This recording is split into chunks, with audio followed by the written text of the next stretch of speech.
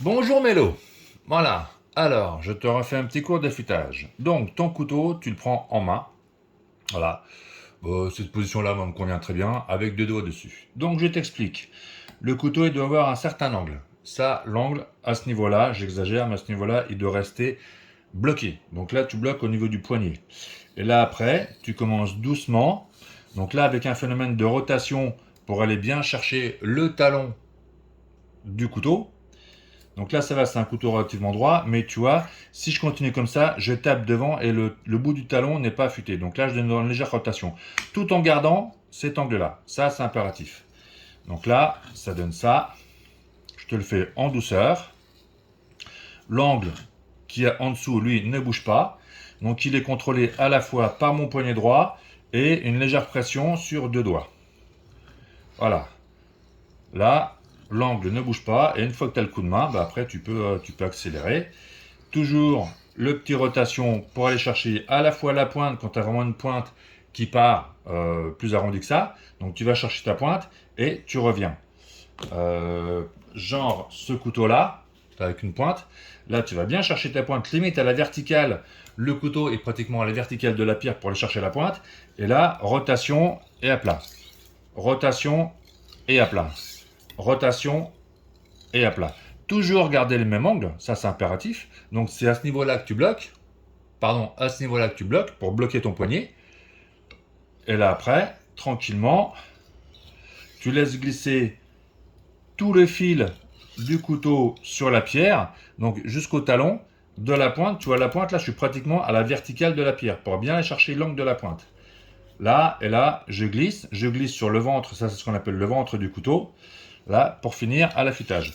Voilà. Et après, sachant que l'affûtage de la pointe, tu as beaucoup moins de surface à affûter, donc tu vas affûter beaucoup plus vite le ventre du couteau et la pointe du couteau que la partie plate du couteau.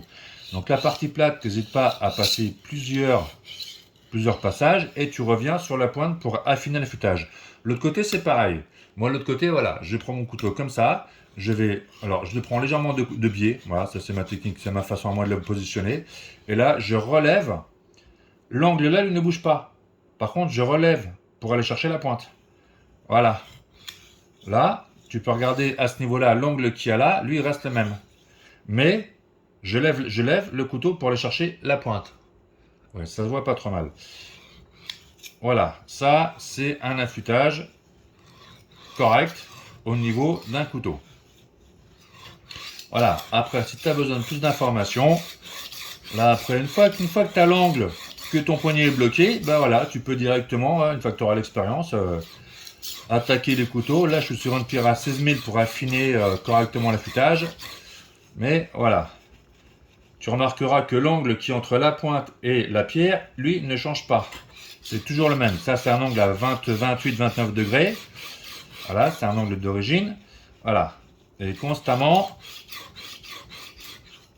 Voilà. Donc là, je reviens sur la pointe, pratiquement à la verticale de la pierre. Et là, clac.